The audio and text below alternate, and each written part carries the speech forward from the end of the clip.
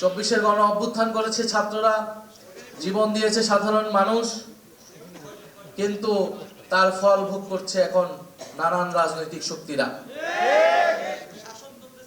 এবং আমরা দেখছি যে বাংলাদেশে আমাদের যে দাবিগুলো ছিল সংস্কার, বিচার, অর্থনৈতিক লুটপাটের বিচার, ফ্যাসিবাদ এবং আধিপত্যবাদের কবর রচনা করা, সেই সব কিছুকে তোয়াক্কা না করে যারা সরকার দলে রয়েছে তারা জনগণের বিরুদ্ধে আবার অবস্থান নেওয়ার চেষ্টা করছে। যেদিন শপথ নেওয়া হলো, শপথের প্রথম দিনই আমরা দেখলাম তারা শপথ গ্রহণ করলেন না। সংস্কার পরিষদের সদস্য হিসেবে তারা শপথ গ্রহণ না করে গণভোটে গণরায়ের বিরুদ্ধে অবস্থান নিল। যেখানে এই নির্বাচন হয়েছে, গণভোট হয়েছে, গণভোটে যে আদেশ, সে আদেশে স্পষ্টভাবে বলা আছে একই দিনে শপথ নিতে হবে। কিন্তু তারা আওয়ামী লীগের মতোই সংবিধানের দোহাই দিয়ে এই সংস্কার পরিষদের শপথ নেওয়া থেকে বিরত থেকেছে। যদি সংস্কার পরিষদের সদস্য হিসেবে তারা শপথ না নেয়, তাহলে এই জাতীয় সংসদের আসলে এক আনা মূল্যও নাই। কারণ বাংলাদেশের মানুষ আমাদেরকে ভোট দিয়েছে, গণভোটে হায়ের পক্ষে ভোট দিয়েছে সংস্কারের জন্য। এটা শুধু জাতীয় সংসদ হওয়ার জন্য নির্বাচন হয় নাই, এই নির্বাচন হয়েছিল সংস্কার পরিষদ হিসেবে এটাকে কার্যকর করার জন্য। আমরা দ্বিতীয়ত দেখতে পাচ্ছি তারা বিচার প্রক্রিয়ায় হস্তক্ষেপ করলো।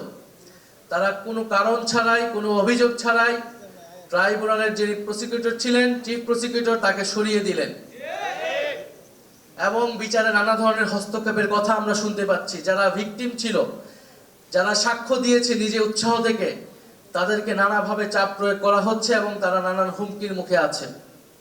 ফলে আমরা খুবই সন্দিহান যে বিচার প্রক্রিয়াও সুষ্ঠুভাবে এই সরকার আমলে হবে কিনা, সেটা নিয়ে আমাদের মনে, জনগণের মনে সন্দেহ তৈরি হয়েছে।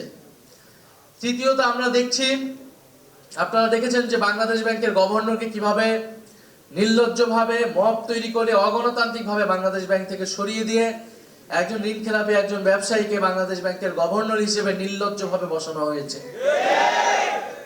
বাংলাদেশে বিগত সময়ে প্রায় 30 লাখ কোটি টাকা লুটপাট করা হয়েছে, বিদেশে পাচার করা হয়েছে। এই গণ অভ্যুত্থানের পরে অন্তর্বর্তী সরকার নানান ব্যর্থতা এবং সীমাবদ্ধতা সহ এই অন্তর্বর্তী সরকারের গভর্নর চেষ্টা করে যাচ্ছিল সেই লুটপাটের টাকাগুলোকে ফেরত আনার এবং এই লুটপাটের টাকার সাথে যারা জড়িত, এই লুটপাটের সাথে আওয়ামী লীগের ফ্যাসিস্টদের সাথে যারা ব্যবসায়ী এবং আমলা রয়েছে তাদেরকে বিচারের আওতায় আনা। কিন্তু আমরা দেখছি সেই বিচার প্রক্রিয়াকে ভণ্ডুল করতে, ঋণ খেলাপিদেরকে আরো সুযোগ সুবিধা করে দিতে, আর্থিক লুটপাটের পথকে প্রশস্ত করতে বাংলাদেশ কেন্দ্রীয় ব্যাংকে দখলের একটা নির্লজ্জ চেষ্টা করলো সরকার দল। অথচ তারা এর আগে বলেছে তারা যখন সরকারে ছিল তারা কখনোই রাজনৈতিক বিবেচনায় বাংলাদেশ ব্যাংকে গভর্নর বসায়নি। ফলে যারা নির্বাচনের আগে একরকম কথা বলেছে, নির্বাচনের পরে একরকম কথা বলেছে। আমরা নির্বাচনের আগেই জনগণকে এই বিষয়ে সতর্ক করেছি। আমরা জানি জনগণ তাদের বিপক্ষে ভোট দিয়েছিল।